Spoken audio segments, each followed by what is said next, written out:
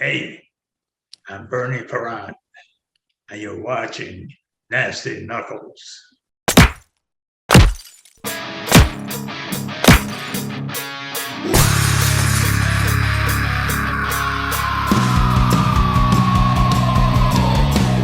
You're listening to Nasty Knuckles, the Hockey Outlaws podcast, with your hosts, Derek Nasty Settlemyre and former Philadelphia Flyer enforcer Riley Cote, as they go behind the scenes with your favorite NHL players.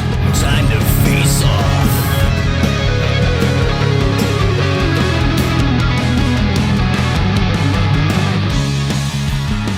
Welcome back to Nasty Knuckles. What's happening, Nasty? What's up, Regarelia? The studio. We're back, and I know we touched on this on OT, which everyone needs to check out yesterday, but quickly go over you not playing with Danbury. Oh, man. There were some people asking questions. He wasn't afraid of anything. No, I was definitely not afraid of anything, except for maybe the power play time. You were going to get a lot of power play time, but we gotta talk to Big Mac, Dave McIsaac, the head coach of the Hat Tricks there in Danbury. He's gonna get Riggs signed for another game. Couldn't make it because of his daughter. She's fine. She's doing better. But we're going to make a trip out of this one. Yeah, we definitely got when to. you play. So Had the contract and signed and everything, man. I know. I was ready to rock. I know. Bags were packed. Tobies were rocking. We had a And I crew had to going. make a tough decision. It Well, was not a you easy can't be decision. insensitive. You gotta take care of your priorities, Nas. You do. Family you do. first. Family first. Family first, but there's plenty of other opportunities to grease it out with the Danbury Hat Tricks. Can't See how wait. that goes down. Can't wait. And, well, last night we had a nice little dinner party. Yeah. Mr. Aaron Krause, our good friend, and his lovely wife Stephanie were just awesome having us over with our buddy Provy. Can't thank them enough. What a great meal for one. Riles didn't talk for about 30 minutes. Oh my God! Because The I grub think there he's was missing insane. a couple fingers maybe. Oh, the way man. you were eating, but it was an awesome time. And Provy got to try out his new Tovey sticks, which he's given a shot. So we'll see what happens. Watching him shoot, I think he could shoot with anything. Oh, yeah. But he was ripping the was puck ripping pretty it. good. So can't wait to see what happens with that. Rip it. Yeah. We're testing it on the ice today. Yeah, that's right. Hopefully, he likes that. Everyone, this stick's amazing. I'm not kidding. I'm not just saying it. If you know me, you know I'm not the greatest player, but the feel of the stick's amazing. Riley can talk about it because he actually has a set of middies. I don't know what that, but it makes me feel like my mitts are softer than they actually are. But if you go to Tovey.com, use NK20, you get 20% off your full order. So it's worth it.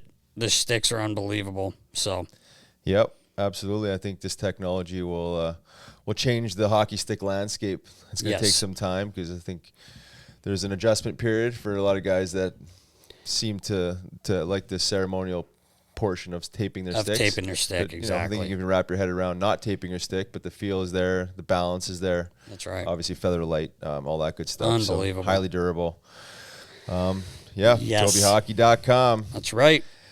And recapping the Flyers. I know we did that as well on OT yesterday, but just 0-6 in the last 6, and looking for that next win to hopefully change the course of the season because right now they're in an absolute funk. Can't score. Power plays is a nightmare, and they're absorbing way too many shots on net and giving up too many goals, obviously. So we have to figure out something here very, very quickly. Yeah, I think they will. I mean, I'm fingers crossed here. It's tough, like we said yesterday on OT. You get in a funk, and it's hard to get out of it. Yep. And it's tough. You're almost trying too hard. It's not that the boys aren't trying. It's frustrating. You got to find a way to fight through, and you are battling injuries. Kevin Hayes practiced today on the power play, so maybe he's back in the lineup tomorrow. Don't know that for sure. It'd be a great boost if he was. Yeah. And he's feeling better, obviously. He looked a little sore in the first 2 games he played, and then he re-aggravated his injury. So he spent the last week in Tampa doing some extra work, I believe, just, getting worked on and stuff like that. So hopefully he's back and ready to rock and roll and, playing in New York. I know he likes doing that. So Yeah, right. Who doesn't? Who doesn't, right? But anyway, let's hope they get it going. I know they have it there. We just got to get that power play going, and I think that'll fix a lot of things like we talked about. So, yeah, just need a little spark, a little momentum, Yeah. change the course of the season. Exactly. Probably maybe a silver lining getting this this flurry of losses out of the way earlier in the season. Yeah, that's what and I'm hopefully can bounce back and find that they're winning ways moving forward and be ready for playoff time. So Yeah, exactly. lots of work to do. We have to come together as a collective unit. There's no other way out of it than that. It's not going to be individuals. There's going to be obviously some individual efforts, but collectively they got to figure this thing out. And I think every hockey player has been in this situation before. Every team has dealt with this before. I think it's just the adversity that's expected throughout the season. No one likes it. Fans don't like it. Players certainly don't like it. Coaching staff don't like it. But it is what it is. It's tough business. Yeah. Like you said, these guys do care. They are trying. It's a tough league, man. There's some good players. That's some good another teams out thing there, people forget. Yeah. It's a good league. It's the best league in the world. So Yeah. we'll get it going here. Boys are going to get it going. Let's hope they get a big win tomorrow night, hopefully, and start turning the tide here. Yeah, no doubt. What do you got here, Nast? Oh, what are you drinking? Got a little Myco tea. Oh, now what's on the cover? What we got? It's one of our newest sponsors, Myco Tea, Nectar of the Gods, living mycelium beverage. Got the Nasty Knuckles logo right on this bad boy. It's I love this stuff. Yeah, it's awesome. It's an interesting product that most people don't understand because it's a little bit mysterious with the living mycelium that's floating around. Yeah. Not that it's the same as a fermented tea like kombucha. It is not fermented, but it is living off some added organic glucose that this thing feeds off of, and highly nutrient rich, an amazing replacement for other caffeinated beverages, or in addition to. Yes. But Myco Tea, newest sponsor. Yes. Awesome company. Awesome. Genius humans. Yes, they are. What are you thinking, Nast? Oh, I You love your it. Myco Tea? I love it. Look at you.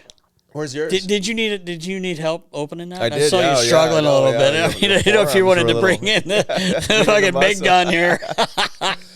Work on the old forearms. Yeah, it's awesome, man. They're a great partner, and the tea is amazing.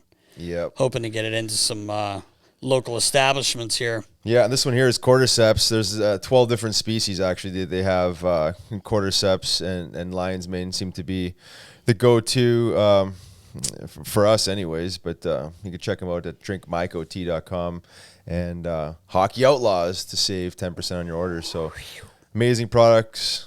Very unique. Amazing. Haven't seen anything else like this in the marketplace, so check it out.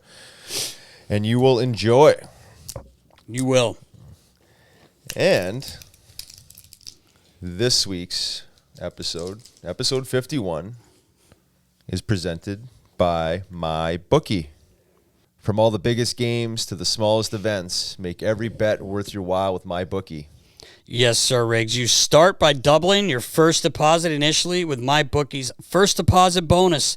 Double your money before you even place a bet, and all you have to do is sign up and deposit using my exclusive promo code, exclusive promo code, Knuckles, at MyBookie. Oh yeah, Nas. There are a ton of great games and prop bets to take advantage of this week, but let me point you in the right direction for your first wager. Get in on the action now, Big Cat. I scared him. Sorry about that. There are a ton of hockey games on the slate this week. Plenty of NBA and some big matchups for the NFL, which I know you love. Oh yeah. Where else are you getting your first deposit doubled? You're Use not. promo code Knuckles. No, you're not. And double your first deposit for up to $1,000. Take a look at the unique props, teasers, and parlays all offered right now at MyBookie. Use the promo code Knuckles. Let's go. Welcome back. I'm Riley Cote. And I'm Derek Settlemyre, and this week we are honored to have the man, the myth, the legend, Hall of Famer, Flyers Hall of Famer, Vezina winner, Conn Smythe winner, number one in your program and number one in your heart, Mr. Bernie Parent. Bernie, how are you, my friend? Oh my God, I could listen to you the whole day. It's the truth. It's the truth, man. This is awesome. Life is good. Life, yeah. You know what? Life is beautiful, and take it one day at a time. But it's you know what? I keep sharing with people. As long as you have a vision, or you have visions in life, it's a beautiful thing because you never know what tomorrow is going to bring. It's exciting. That's true. Yeah, that's the truth. Very true. And you're recently recovering from back surgery. How you feeling from that? You know what? It takes time. It's been a month, and the doctor said that it takes about 2 months, to recoup. And what it means by 2 months is I can't, the BLT set up. You can't bend down. You can't lift anything. You can't twist. So, and then as you, pardon me, as you start feeling a little bit better, you want to do more things, but you have to be disciplined not to do it. And wait until 2 months go by and then start doing different things. So it's a good time of the year to get it done anyway. Yeah, right. Bernie, I would have to imagine it's throwing a little bit of a curveball into your dancing. Well, they obviously you've never seen me dance, right? So, I would imagine, knowing you, the amazing man you are, I figured you came right out of surgery and were two-stepping down the hall a little bit, but I know that's a pretty serious surgery, though. I'm kidding. I'm glad you're feeling better, though. Well, it's like I said, it's a good time now. So then you recoup, during the winter. And then when the summer comes, which, my passion is the boat, I'd love to go fishing in the ocean. And by then, I'll be good, I'll be strong, and then we'll go out and we'll have fun. That's right. Yeah, you'll be ready to rock. Yeah. All winter to recover. I'm sure it's driving you crazy. I know you're a busy man and a guy that likes to stay in the community and be active. So I'm sure it's. We talked about this last week a little bit. I'm sure it's driving you crazy. Yeah. A lot of things could drive you crazy, but you take it one at a time, and always. You know what? Guys, it's always, again, my philosophy is always things happen to you. And if you really pay attention, there's a reason why they're happening. You just go along with the flow and everything works out well. Yeah. Yeah, that's good advice. Yeah, find the lesson in it all, right? I think that's the challenging part for most people. They always think like it's doom and gloom when something bad happens, but there's always something to learn from anything good or bad. You hear a lot of people say, why me, and I'm here to say, why not, because, if it's not going that well today, to repeat myself and dream about tomorrow. And you keep doing this, beautiful things will happen.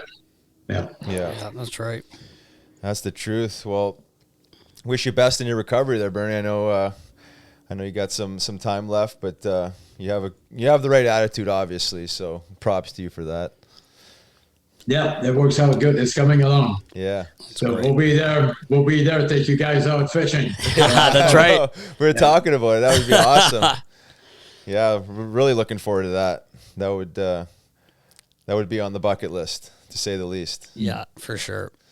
We will. Yeah. Hey, and listen, guys, if we don't catch any fish, first of all, we go, when I fish, we go out like 80 miles out, and sometimes you're not always successful. So if it just happened that day we don't catch any fish, I know a good place where we could buy some. So we're coming home with That's perfect. That's great. Better damn catch some fish. We're going 80 miles out. You're going 80 miles out. You better catch something. I'll throw Riley in there for bait, Bernie. Yeah, exactly. Something will come get him. Sacrifice my arm at that point. Not 80 miles an hour. We go 80 miles out. That's what. Yeah. Yeah, no. That's a hike.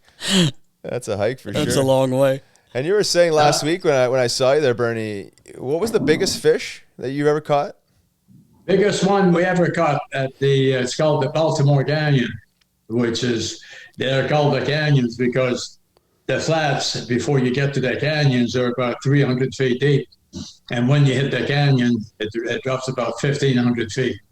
So, you try to fish along and right on the edges of 300 and 1,500 feet, and some beautiful, get some beautiful fish. And one year we hooked up on the beautiful blue marlin, okay?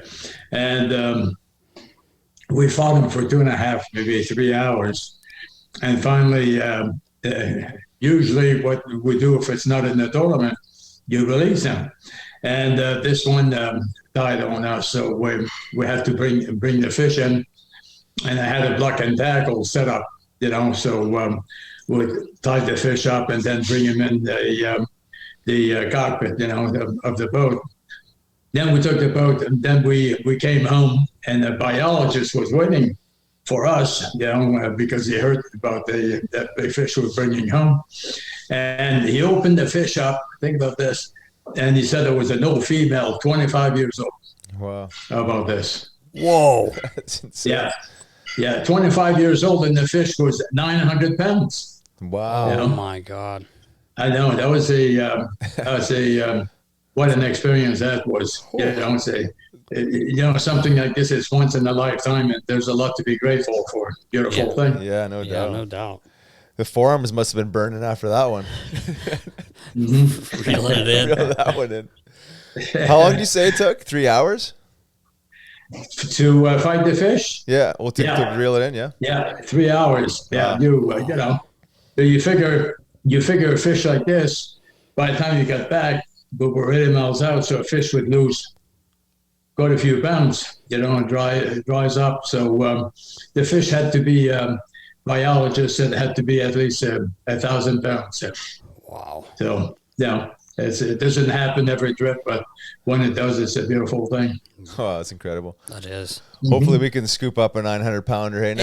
Yeah. See you work on I may that. need your help, Bernie. Your back will be okay by then. It might take two of us to pull that thing in. Well, listen, guys, I've been fishing in the ocean for 46 years and haven't got a fish, The boat has, but I haven't got a fish. Right. Yeah. Because I'm on the boat all the time. Yeah. Yeah. So it's a beautiful thing. Yeah. That's awesome. Looking forward to that. Should be an amazing experience. Yeah. See Nasty reeling something in. Oof. That'd be cool. Well, you know what?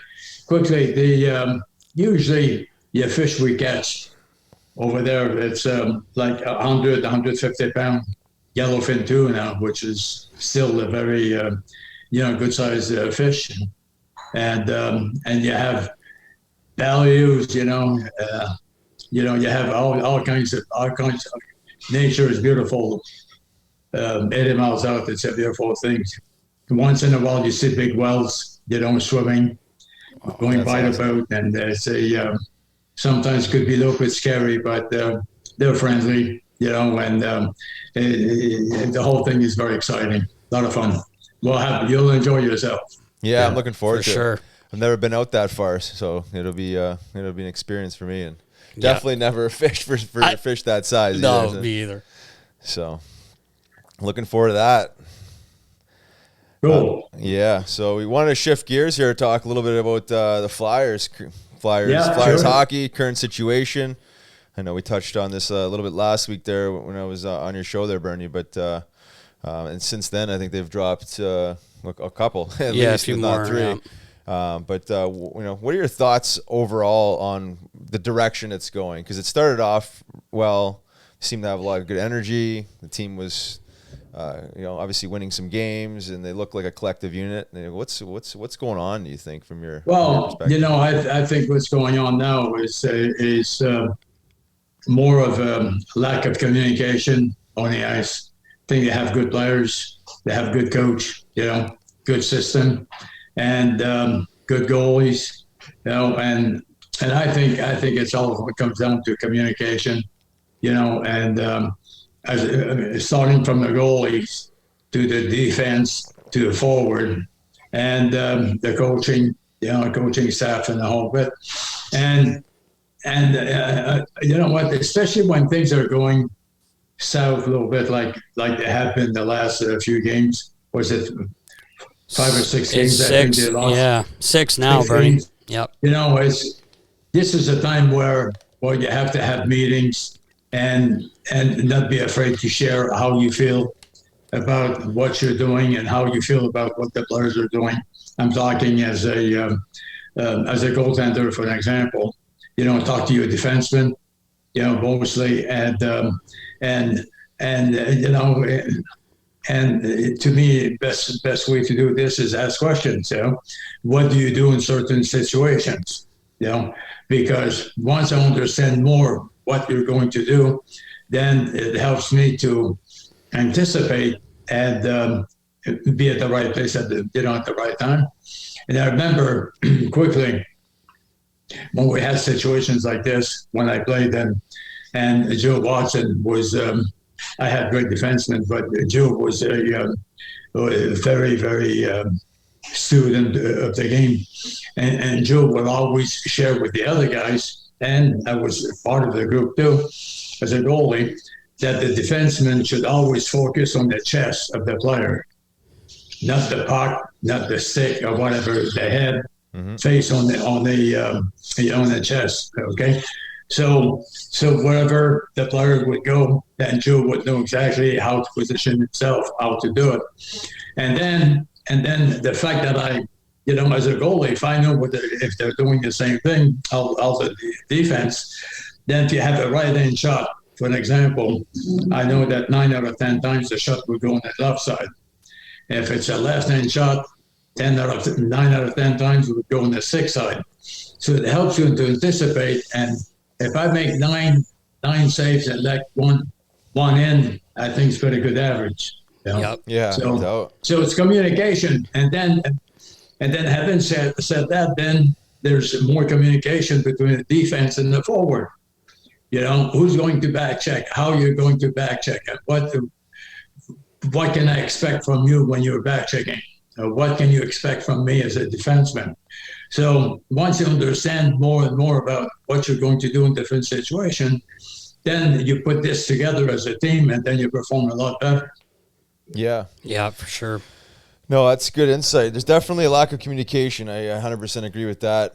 You almost feel like it's even deeper than that at times, where like we were at the Carolina game the other day, and you know, they scored a goal early, and then I think they had 5 shots in the first few minutes, and then they didn't get a shot on net for 12 minutes, and then the next shot on net, Farabee had that shorthanded goal.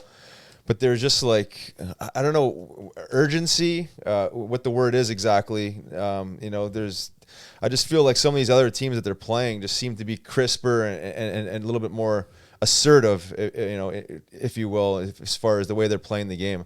I just feel like the Flyers go through pockets of like showing a ton of energy and offense, and then just like dry spells, and it's like an inconsistency that I'm seeing anyways. What are your thoughts on that? Do you see that same? Well, you have a good point. You know, it's a 60-minute game. You know, it's not 10 or 15 minutes. You know, and it takes a lot of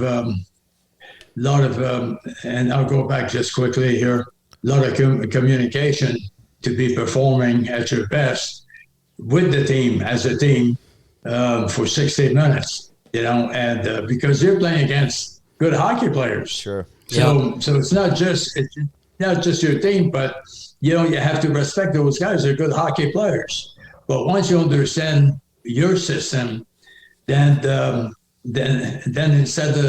instead of guessing, playing a guessing game, I would say, then you put yourself in a situation where you've talked about this, you practice the thing, and 9 out of 10 times you'll be successful.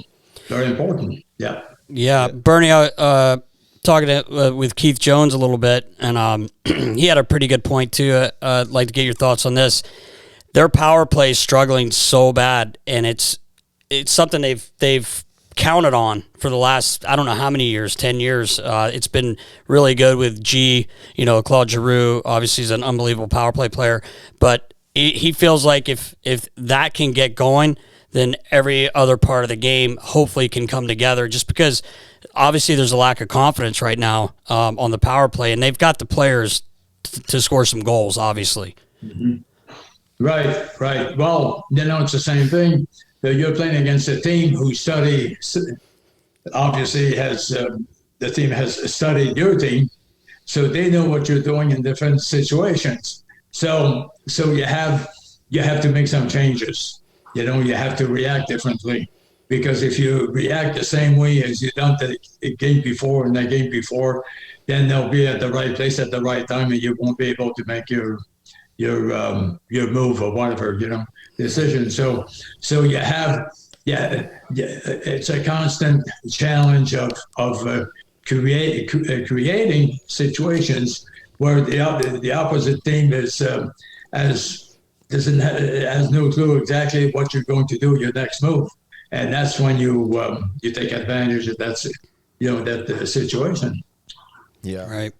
Yeah, for sure. They definitely got to get more creative, and these teams almost over-scout their opponents. So, they're watching, G, and they're keeping an eye on the go-to guys. So they're gonna have to get a little more creative. I 100% agree. And I think to Nasty's point and Keith Jones' point, like if they can just crack the seal a little bit, at least generate a little momentum with a power play goal, every other game or something like that. Their goals per game will go up, and naturally they'll at least be in some of these games and have a chance to actually win them. Because if you're not scoring the power play, there's no way you could win games consistently. Now this is we're talking about a situation during the season that it's time to solve the problem. Right. And the problem is 21 guys. It's not 2 or 3 guys. It's the whole team.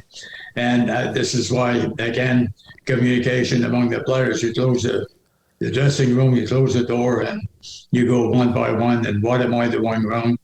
And you ask the players and share with them what you're doing wrong also.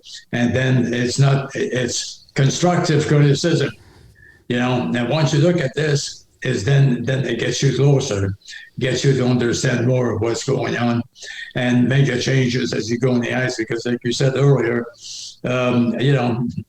teams don't pay attention to what you're doing. And if you don't change your style a little bit, if you play the same style, then they'll anticipate what you're doing, and then it becomes very difficult to succeed, to score goals. Yeah. Yeah. For sure. And then building off that, you touched on closing the door and having a team meeting, if you will. But to talk about like the leadership group within the Flyers and the importance of leadership, because you've been on some amazing teams with some, really rock solid leaders, with 2 Stanley Cups and probably, a few other years there where you guys didn't win. But can you talk to the importance of that core group of leaders and how they can, how they can help turn this thing around, and how much power and influence they actually have on the rest of the team? Yeah, I think leadership comes in 3 ways. I think it starts with the goaltender. Communication is very important. Then it goes to the defense, and then it goes to the forwards.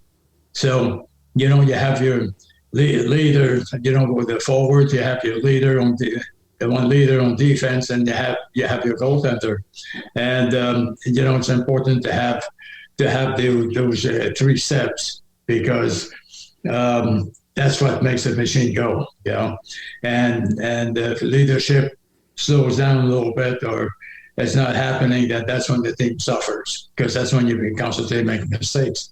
So it's very, very important. And then when you come into a dressing room, maybe after the first period, and let's say first period wasn't too successful, then you have leadership for each parts: forward, defense, goaltender, and then you share. What you saw. You share about what I saw as a goalie, what mistakes were made, even what good moves were made, but also what mistakes were made. It applies to the defensemen, it applies to the forwards, and then you go around and spend 5 minutes, maybe 10 minutes, and it makes the players understand the changes or whatever they have to do to get on the right track and become successful. And very, very important. Yeah, it is.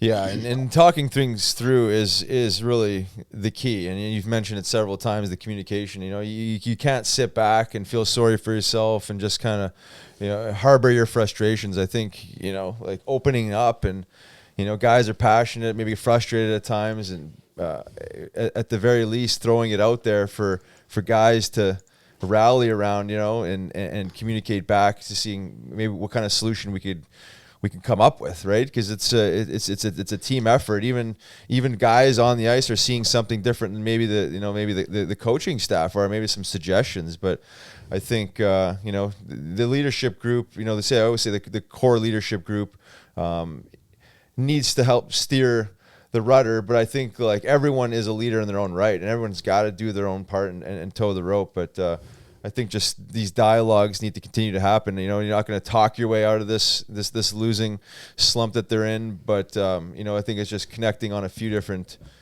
pieces of the game, and hopefully that will help fulfill the rest of the game and bring things together. But it's of course, I remember quickly in our days with Fred Shiro, our coach, and every practice, every one of them, we would practice a half hour how to come out of our zone.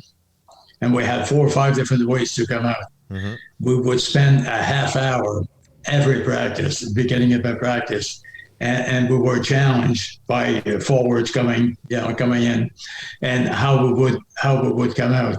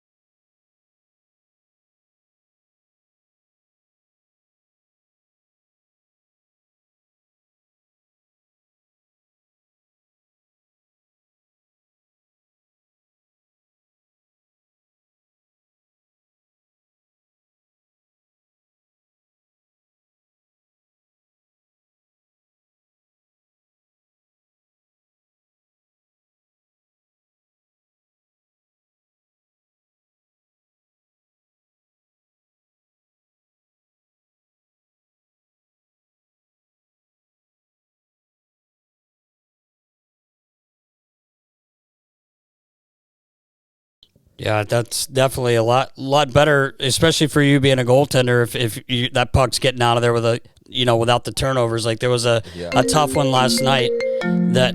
You got a phone call coming? A phone call. My bad. Sorry, Bernie. You calling from there? What's going on? No, but anyway, that for a goalie, that's it's got to be comforting, like you said, knowing that pretty much every time that puck's getting out of your zone because of the discipline and because you worked on it every day. Day after day. So that's really a good point, because last night there was a couple plays. Again, back to your communication, it looked like there was a lack of that, and I know it's a struggle. They're struggling right now, and you're gripping the sticks. Nothing's coming easy at all. So hopefully they find a way to get through this and turn this streak the other way. Yeah. Well, yeah, at the end of the day, you could talk about something like we are right now, but unless you go on the ice and and practice and do what you're talking about, you're not going to improve the situation. That's right. So that was Fred Sherwood was awesome, and I like the coach, the Flores coach. We have right now. He's communicates well with the players, and they'll turn around. They have a good team. They'll turn this around. I agree with you. And no one wants excuses. Claude Giroux said that the other day. They brought up the injuries. Well, obviously you don't want the guys that are out are pretty big pieces in their lineup, Ellis and Kevin Hayes, but let's be honest, it does have something to do with their play. It doesn't help the situation when you went out and got Ellis to play with Provorov, and he's missed almost the whole season so far. So hopefully those guys get healthy, and you don't want to make excuses. I know you would never make an excuse, and neither of these guys. I did. Oh, you did? Hey, I would blame my defenseman. Of course you did. Well, that's okay, though. You're the goalie. You were the man, so that's great. Oh, yeah. But it certainly helps when you have an extra defenseman like Ellis that can say carry the mail. But you say it's breaking the puck out. Like you break the puck out cleaner or a few more times a game in a proper manner. You play away from the net that much more, right? And the Flyers are struggling to score. So I mean, you land up just playing more offense when you're able to break the pucks out more cleanly. But having a guy like Ellis that he logs 30 minutes a night and can move the puck and skate the puck certainly helps. No question. But quickly you look at the system today, the way the game is played, and I'll just be brief here. I'm in goal. You have two defensemen in front of me, and each defenseman had half of the ice. Okay, they were the left hand side and the right hand side. So if the player came across the middle of the ice inside the blue line, then you stop and you let your defenseman carry the load. Take care of him, and the type of system that we had. Well, today the way the game is played, my Lord, it's a different story. Because the players are everywhere. Yeah. There's no really. When you think about this, it's not really a system that is working, that is producing goals. It's just they're constantly in movement, and that creates a lot of uncertainties on the defensemen, the goalies, or the forwards, and backing down and trying to help the whole team. So it's a different approach, So what I was talking about before, if I be a goaltender coach, for an example, and working with a defenseman, I couldn't share that with them as much because players are everywhere now.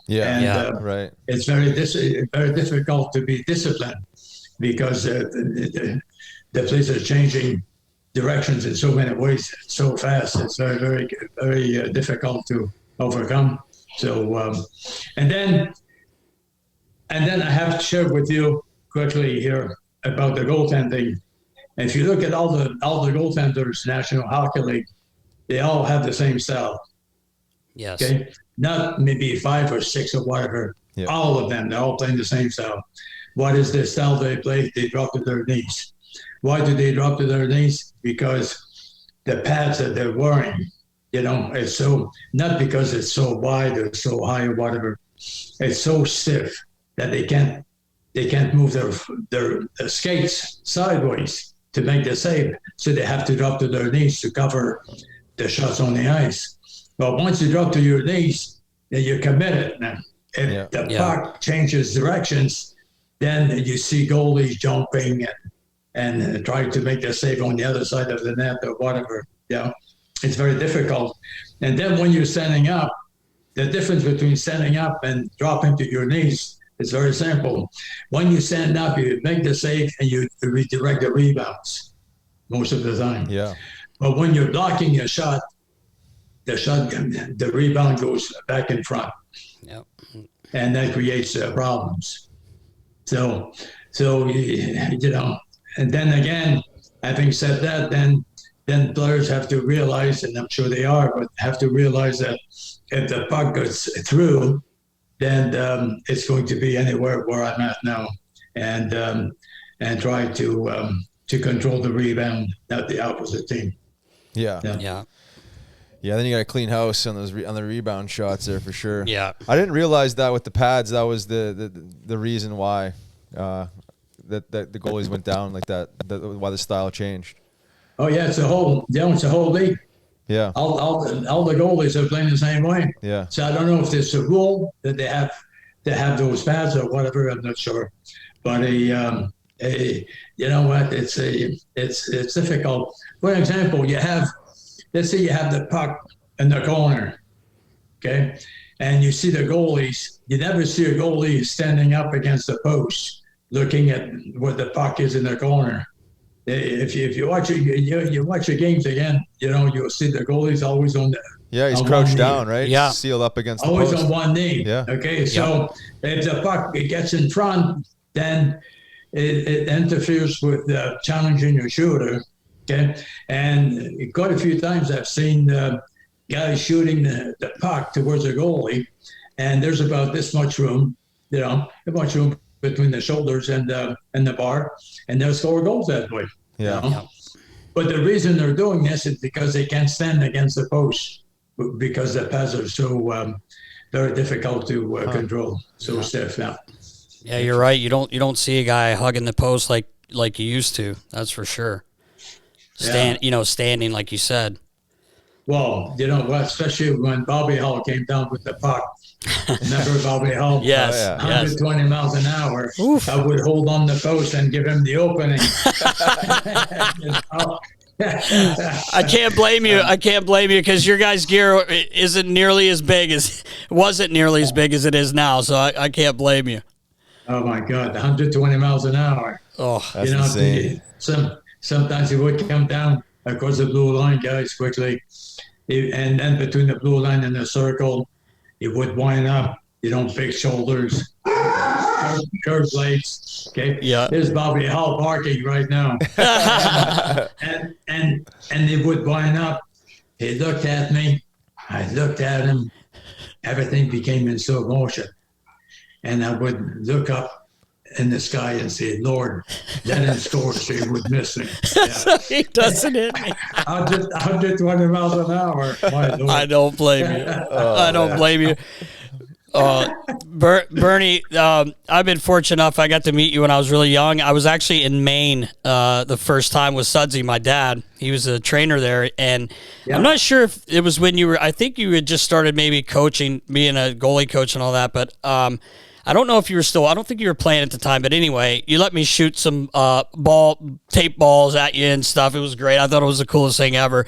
But one of the funniest, I've heard you say a lot of funny things too, but one of my favorites was back in the 80s, the Flyers were playing the Penguins, and actually it was a station, and I think the station was in Pittsburgh, and they were doing a little bitty clip on my dad because he was the trainer, but he practiced every day in net. So, if you know my dad, he's 5'5". Like, you'd never think this guy ever would play goalie, but Wait a second. 5'5" on skates. Yes, there you go. Exactly, Bernie. Exactly. So, he sends me this video, and it's one of the best things ever. All the guys, they're showing him practice, and then they're interviewing all the guys and a few of the guys, and like Rick Tocchet says, well, you come down the ice and there's a lot of net to shoot at. You really can't miss it, and then Ronnie Sutter, I think, was the only guy who tried to be really nice. Well, he really tries hard, but the best was yours. The guy asked you about, Sudsy being a net, and you said, and excuse my accent, I can't do it as good as you, but it makes it better. You said, well, I'm employed as the Flyers goaltender instructor, but miracles I don't perform. And I laughed and watched that 100 times. It was one of the best quotes ever. But you did perform a lot of miracles on the ice, though. We will say that. Yeah. That was good. That's true. And you know what? What you're sharing here is so important as a team to have, that good connection among the players. And because, you learn as a kid, as a little kid in sports, not just hockey, but for us, it's hockey, of course, but in all sports that you learn that you cannot win by yourself. Right. You have to be part of a team. It's so important. And then when you're part of a team, and exactly what you explained here, and you have fun, you're disciplined, you respect the game, but at the same time, it's one family, 20, 21 players, and you care about each other, you play the same intensity, and you play as a team, and beautiful things happen when you do this. That's right. Hey, the prime example, look at Gretzky. Yeah, Bobby Orr. Those guys couldn't win by themselves. They had to be part of a good team. That's right. It's very, very important. So, so what you shared here, with your dad's very, very, very important. You got to have fun. You have to be disciplined, but you have to have fun. And when you have fun, good things happen. Yeah, That's right. Yeah, that's very important. So speaking of a couple good teams you've been on, you win 2 Stanley Cups. You've been on several good teams, but talk about and actually I wanted to bring up too. This popped out today when I was looking up some numbers for you. That you played in 73-74. You played 73 out of the 78 games, which is wow, beyond incredible. I mean, no matter what era you play. I mean, that's amazing. You ever think that could ever happen again, where a number one goalie could play that many games in a season? Well, I think they baby the guys a little bit. They're. I believe the more games that you play as a goalie, the more confidence the players get. Sure. Playing in front of you, They understand where you're coming from, what you're going to do on the whole bit, and the whole thing goes. But if you play 2-3 games, then you break that, and you put somebody else in. It's an adjustment for everybody, And I believe, but that's for me. I believe that the more games you play, the better off you're going to be as a goalie, and better off you're going to be with the defense, and better off you're going to be as a team. Yeah. So it's very, very important. Yeah. And I agree with that. That makes total sense. Do you think the recovery component and the prevention of injury component plays in when you start crossing that line of maybe too many games? Maybe more like this day and age, since not that you guys weren't refined athletes back then, but I think there's so much more emphasis on recovery. Do you think that could work against a goalie playing too much and then potentially risking, you know what, my attitude in life, when I played, and I'm still the same way today, you have to visualize.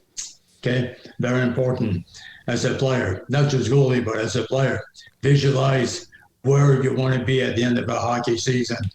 And of course, where you want to be is going down the broad street and with the Stanley Cup, winning a championship, and that's your vision. And once you have that vision, it gives you the energy and the passion, to make it happen every game. And you know what? For me, I'll never forget the quick little story, guys. I had played about 40 straight games. Okay, Jeez. And think about this. And then we were coming back from California, and that weekend, it was a Saturday night. We played in the afternoon, and we flew back to Boston because we had the game against Boston Sunday afternoon on national TV then, right? And I asked Freddie, I said, Freddie, it's been 40 games. I said, how about we take the night off tonight and tomorrow? I said, sure, why not? So we get to Boston, and then the reporters are saying, Freddie, what are you doing? National TV. You're putting Bobby Taylor, for God's sake. What he said? Freddie would fix his glasses like this all the time. He said, well, because it's his turn, he said. It's his turn, yeah. After 40 games. They're throwing Chief under the bus there, old Bobby. National TV, Bernie. I know. My God, yeah. That's great. But that's me. That's you're part of a team. I couldn't stand sitting on the bench watching the team play. I wanted to be part of it. So, Yeah. That was me. You wonder if any coach in this day and age would have the confidence to run their number one goalie 40 games in a row. Where they would be getting so much information from goalie coaches and GMs and all the medical staff. I think there's probably almost too much influence now. But I do agree with you. The more you play, the more you're into it, right? I mean, that's let the guy buck and let him play. Course. Yeah, sure. Go ahead. Oh, I was just going to say, thinking back over the last 10 years, probably the only guy that would come nowhere near that record, but Marty Brodeur loved to play. Yeah, and he played. I don't think he ever played 40 in a row. That's insane. Or all the games that Bernie played, but he was a goalie that they would just put in there. He didn't want to not play. I remember, I was able to talk to him a few times, and he wanted to play, like you said, Bernie. Mm-hmm. Oh yeah, and then his dad was a cool man, because he grew up in Montreal, and he was a goalie. His dad was a goalie. Oh, okay. I was good friend with him. It was as a matter of fact, it was a lefty.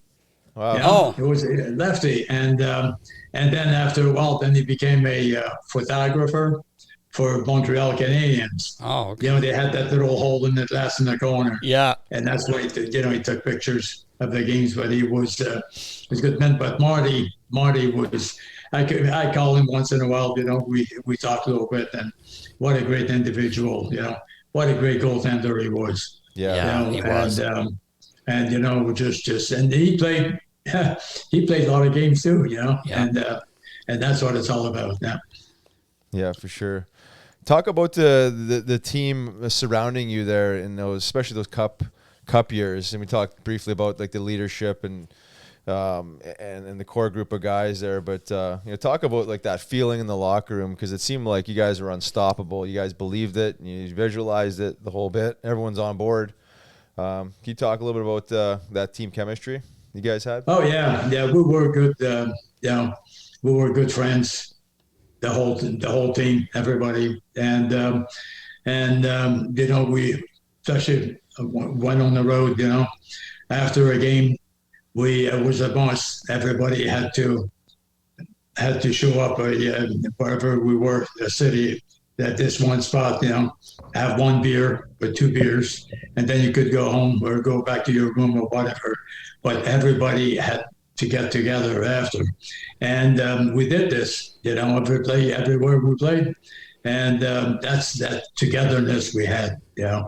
And that I can't share that enough time. That it really made a big difference when we won especially against Boston that year. And then Boston should like I said, should have won in 4 games. But that kept us together. And somebody would give you a cheap shot, but that guy knew he had a price to pay. Not from one guy, but almost the whole team. I'll never forget when one time, that's when I was with Toronto. I got traded from the Flyers before the Stanley Cup and played 2 years in Toronto. And then when I went to Toronto, ended up with the splitting games with Jacques Plante, who played for Montreal all those years. Right. My idol when I was a kid. Yeah. And I remember with Toronto, I'm going over there. You're down. But looking back, I'm going off here a little bit, but I have to share this with you. Looking back at when I went with Toronto, then that changed my whole life, my whole career. Because I asked him one day, I watched him play, and he would make, the incredible saves. And I said, one day, can you teach me? He said, sure. And then I became a different goalie. And then 2 years later, think about this. This is when you heard the World Hockey League came in to challenge the National Hockey League. Mm-hmm. So I received a phone call that day, and asking me if I would like to join the league. Okay. So I thought about this for a while, and I said, what? Everything I learned from Plum, I said, if it doesn't work out, I'll come back to National Hockey League. Oh, it didn't work out the first year. Only played like 3/4 of the season. I came back, and the rule was you had to go back to your original team, which was Toronto at the time. And 2 weeks later, Toronto traded me back to the Flyers, and we won the 2 Stanley Cups. Wow, Oh, that's wow. incredible. Now think about this. I share this with people because risk taking is very, very important. Right. Does it have, calculated risk? Of course, but take risk, because my philosophy is always the same. If you don't take risk, you're going to live the same way the rest of your life. Yeah, That's true. So get excited, take some risk, and beautiful things will happen. I love it. Yeah, nothing ever good playing it safe, right? I mean, if you play it safe, like, you just don't unlock those opportunities. Yeah, of course. Yeah. Life's too short to play it safe. That's right. Yeah, that's the truth. That's true. Wow, that's incredible. I did not know how that played out there, because I was going to ask you how you landed up signing with the Philadelphia Blazers. And did they have an NHL team at that same time then too? They both? No. They had the American League. Okay. Yeah. All right. Yeah. I forget the name now, but it was in the American. As a matter of fact,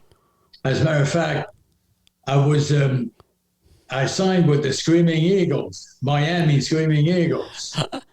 Okay. Oh, wow. And when I flew back to Philly from Florida, because I went to Florida, signed the contract. On the way back, I'm on the plane, and I found out that they had sold the team to the Blazers, Philadelphia Blazers. Come on. Oh, man. Oh yeah, think about this. Yeah. You were thinking about flip-flops every day going to the rink. Yeah, and he ended up moving the team. Oh God, man. Like I said, I like to share this with people. Take chances. The chances with your passion, what you want to do in life. Go for it. That's right. Yeah. Go for it. Don't worry about how you're going to get there. Just go for it. It will be shown to you at the right place at the right time. Yeah.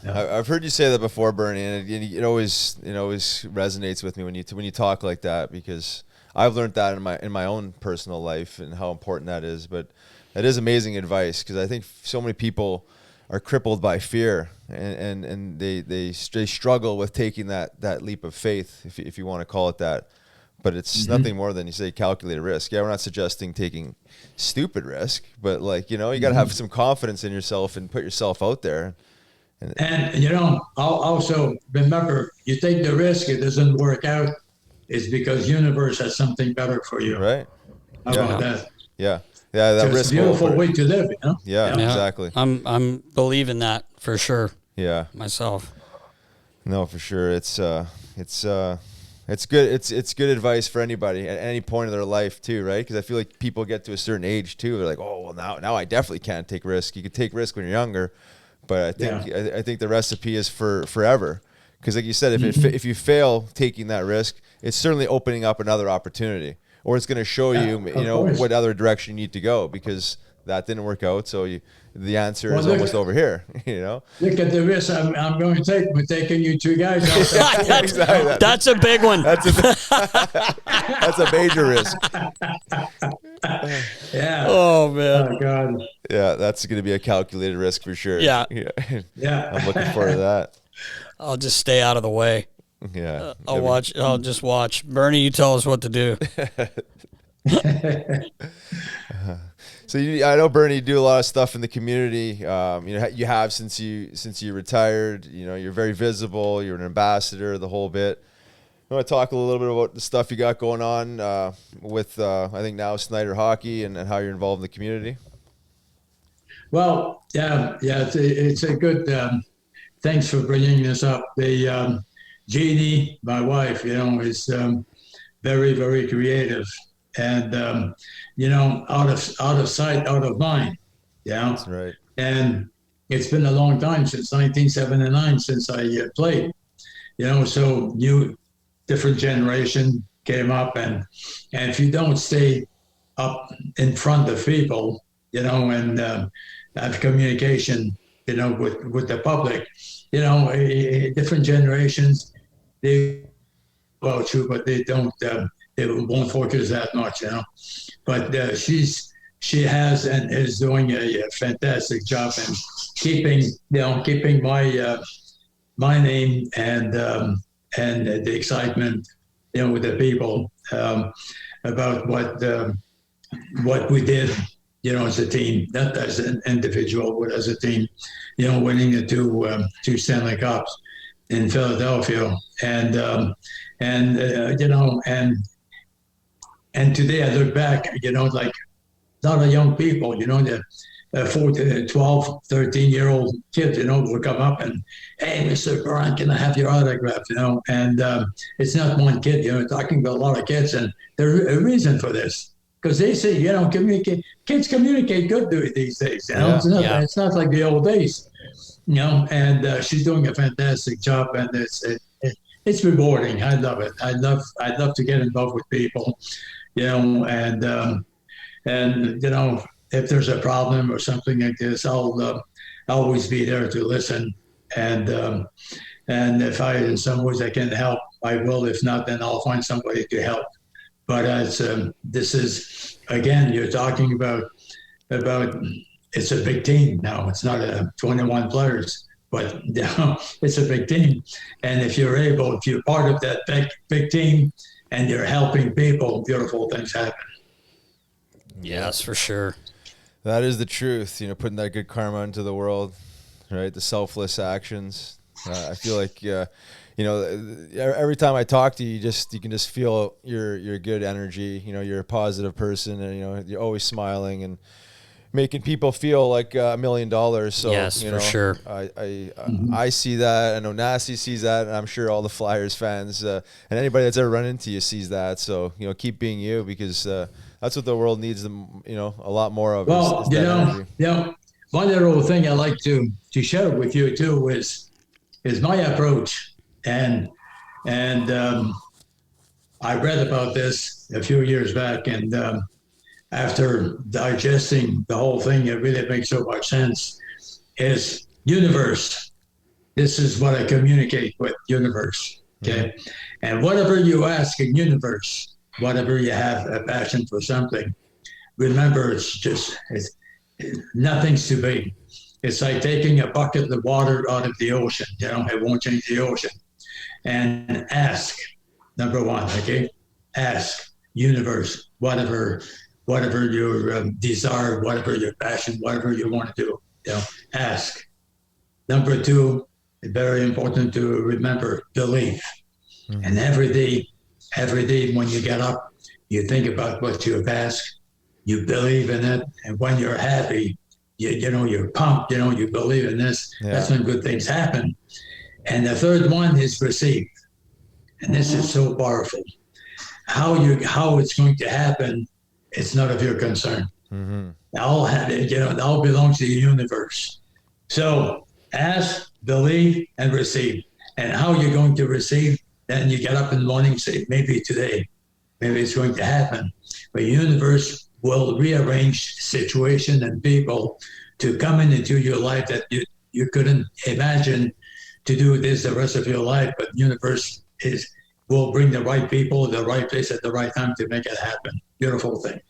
Yeah, it is. And I've been studying this as well, Bernie. It's essentially the law of attraction, right? You have to emotionalize. You have to emotionalize and believe with every cell in your organism that whatever you're envisioning and whatever you're putting out there and asking for will be true. You're almost living it and believing it before it actually happens, and then you're said to open your hands up and receive, because it will come in one way, shape, or form.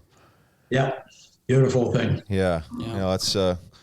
That's a lesson for the planet right there. It's creating your reality. It seems like simple. Everyone's kind of says it in their own version, like dream big and all this stuff. But there is a science behind it. There's a formula, and you actually have to, recite it and recite it and recite it. Like you say, visualize it and believe it and all that good stuff. So there is some effort required.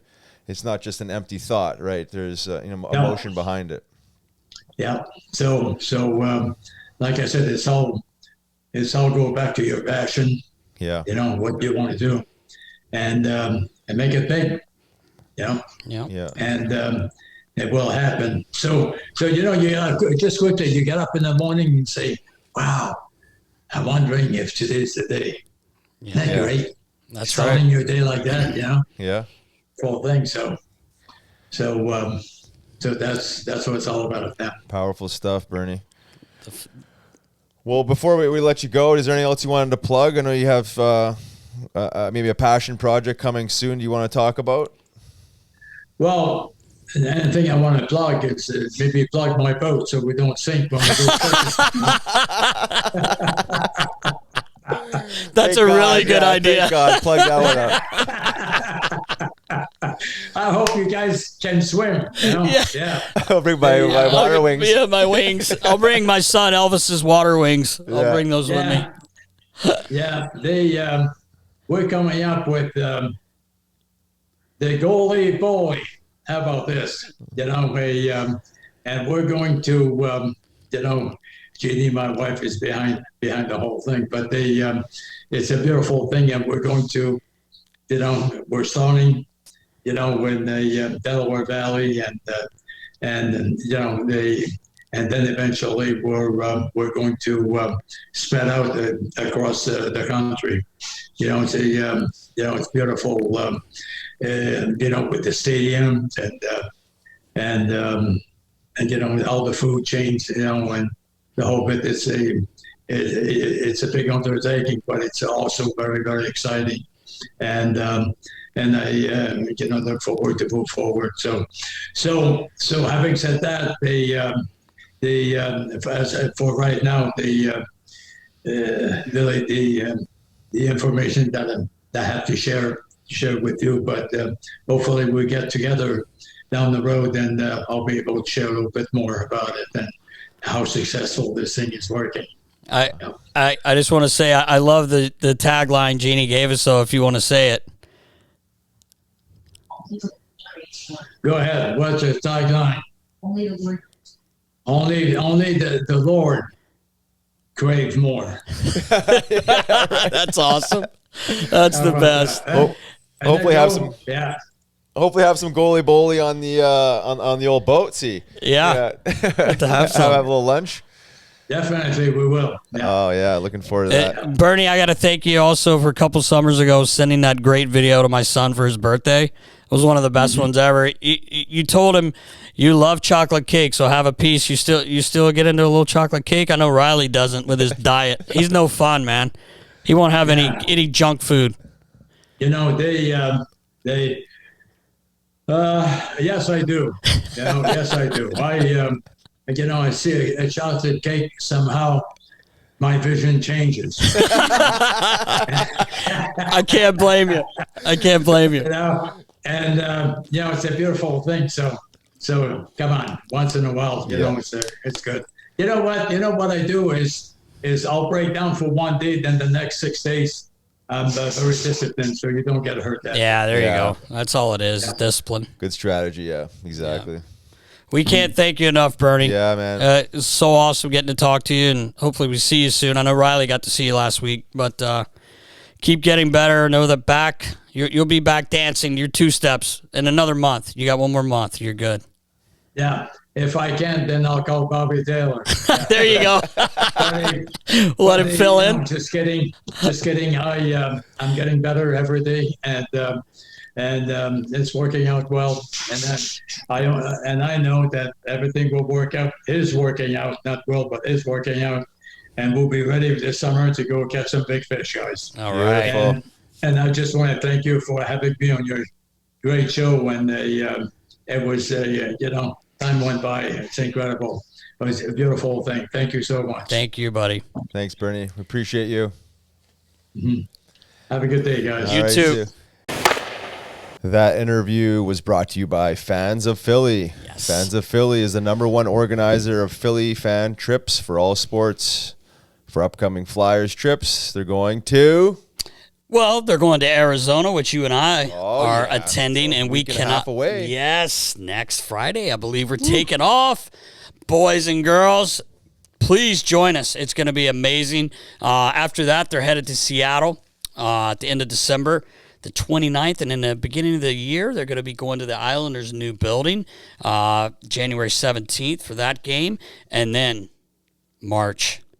Smashville with Nasty Knuckles. With myself and Riggs are going to be going with our boys and girls from Fans of Philly to Nashville. Cannot wait. March 27th, right before Sudsy's birthday. I should get Sudsy to jump in on this Fans of Philly because he's an absolute legend in bars or anytime he's having a cocktail. But what a great trip we have coming up next week. Cannot wait. Hopefully the boys have ran off a few dubs. Yeah. And it's going to be a blast. Can't wait to get out there with these guys. Yeah, you and me both. Looking forward to it. Check it out at fansofphilly.com/flyers-road-trips. Yes. Check it out. Hope to see you there. We'll post that also because that's that's a little aggressive. That's a lot. How about just fansofphilly.com? Yeah, there you go. There you go. All right. Figure it out. All right. And a huge thank you to our man. Oh, my God. What a Bernie legend. Perrant. A legend.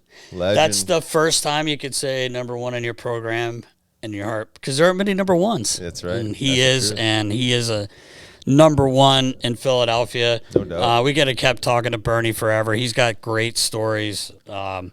Man, he's told me some that just are unbelievable. He's just the best guy, just a great human, man. Yeah, he really is. I think that's supersedes his accomplishments on the ice is how good of a human he is. You know, just an unbelievably loyal, genuine person that, you know, he sparks the room everywhere he goes. He does. You know, he's got the smiles. He makes people smile, makes them feel good.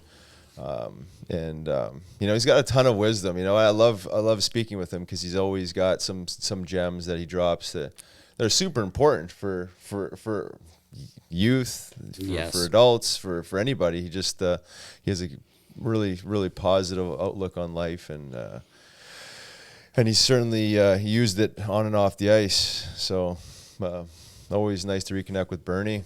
Yeah. How about him? Best in his recovery too. I know, right? The back. Gosh, he's going to have a tough time plugging the boat with his back. Right. We'll make sure he's 100% before we do that. Yeah. I was amazed. One of the things, real quick, of him playing, how was it, 73 games? Yeah. Out of in one season? Insane. That's insane still. Like that, even after we talked about it, still, I was thinking about it last night. I'm like, good grief, man. No way that would ever happen no. in the current day. Not a chance. There's too many voices, too many opinions around recovery. Yeah. You know, between the coach, strength and conditioning, and GM, you would never see a run like that 40 games straight and then squeeze one game off and then back at it. So it's a nationally televised game. God, that was hilarious when you said that. Bobby Taylor. You ever started Bobby Taylor? Chief's like, what? He hasn't played before. Chief was probably out as soon as they landed in Boston, right? Oh, yeah, right. Oh, that was a great story, though. But he's awesome. Well, thanks again, Bernie. Appreciate you. Thanks, Bernie. And that's a wrap for episode 51. All right. Check us out next week for episode 52. Until then, stay safe, knuckleheads. See you, knuckleheads.